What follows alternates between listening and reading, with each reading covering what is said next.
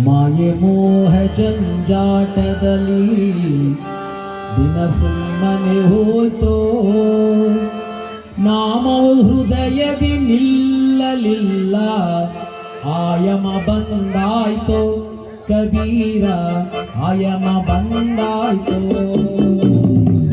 ಮಾಯೆ ಮೋಹ ಜಂಜಾಟದಲ್ಲಿ ದಿನ ಸುಮ್ಮನೆ ಹೋಯ್ತೋ,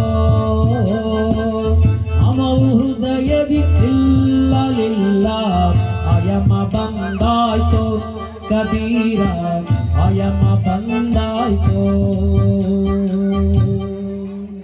ಅದಕ್ಕೆ ಅವಕಾಶ ಸಿಕ್ಕಿದಾಗ, ಭಗವಂತನ ಕರುಣೆ ಇದ್ದಾಗ, ಬುದ್ಧಿ ನೆಟ್ಟಗಿರುವಾಗ, ಕಣ್ಣು ಕಿವಿ ಕೈ ಕಾಲೆಲ್ಲ ಚೆನ್ನಾಗಿರುವಾಗ ಅವನು ಸ್ಮರಣೆ ಮಾಡಿ. ಸ್ಮರಣೆ ಮಾಡಕ್ಕಾಗ್ಲಿಲ್ವಾ? ಶ್ರದ್ಧೆಯಿಂದ ಕೇಳಿ. ಲಕ್ಷ್ಮಿ ಅಷ್ಟೋತ್ರದಲ್ಲಿ ಬರುತ್ತೆ, ಓಂ ಶ್ರದ್ಧೆಯೈ ನಮಃ. ಶ್ರದ್ಧೆ ಅನ್ನೋದು ಮಹಾಲಕ್ಷ್ಮಿಯ ಗುಣ ಅಲ್ಲ, ಶ್ರದ್ಧೆನೇ ಮಹಾಲಕ್ಷ್ಮಿ. ಎಲ್ಲಿ ಶ್ರದ್ಧೆ ಇದೆಯೋ ಅಲ್ಲಿ ಮಹಾಲಕ್ಷ್ಮಿ ಇದ್ದಾಳೆ. ಶ್ರದ್ಧೆಯಿಂದ ಗಣಪತಿಗಿರ ಆರಾಧನೆ ಮಾಡ್ಕೊಂಡ್ ಬರ್ತಾ ಇದ್ದೀರಾ. ಎಷ್ಟನೇ ವರ್ಷ ಇದು? 14ನೇ ವರ್ಷ. ಶ್ರದ್ಧೆಯಿಂದ ಮಾಡ್ತಾ ಇದ್ದೀರಾ. ಅಲ್ಲೇ ಲಕ್ಷ್ಮಿ ಇದ್ದಾಳೆ, ಅಲ್ಲೇ ಗಣಪತಿ ಇದ್ದಾನೆ. ನಿಮಗ್ ಗೊತ್ತಿಲ್ದಿರ ನೀವು ಗಣಪತಿ ಸ್ಮರಣೆ ಮಾಡಿದ್ದೀರಾ. ಹೇಗೆ? ಗಣಪತಿ ಹಬ್ಬ ಕಾಸು ಕೊಡಿ, ಗಣಪತಿ ಹಬ್ಬ ಸ್ಟೇಜ್ ನೋಡಪ್ಪ, ಗಣಪತಿ ಹಬ್ಬ ಮೈಕ್ ಗೆಳಪ್ಪ, ಗಣಪತಿ ಹಬ್ಬ ಪ್ರಸಾದಕ್ಕೆ ಗೆಳಪ್ಪ. ಏನಿವತ್ತು ಗಣಪತಿ ಕುಡಿಸ್ತೀವಿ, ಗಣೇಶನ್ ಕುಡಿಸ್, ಗಣೇಶ ಗಣೇಶ ಗಣೇಶ ಗಣೇಶ ಗಣೇಶ. ಎಷ್ಟು ಜಪ ಆಗೋಯ್ತು.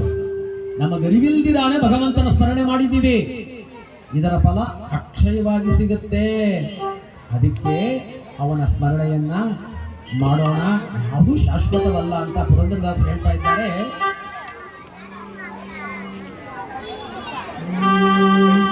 ಮಂಚ ಬಾರದು ಮಡದಿ ಬಾರದು, ಕಂಚು ಕನ್ನಡಿ ಬಾರದು, ಸಂಚಿತಾರ್ಥದ ದ್ರವ್ಯ ಬಾರದು, ಮುಂಚೆ ಮಾಡಿದ ಧರ್ಮವು.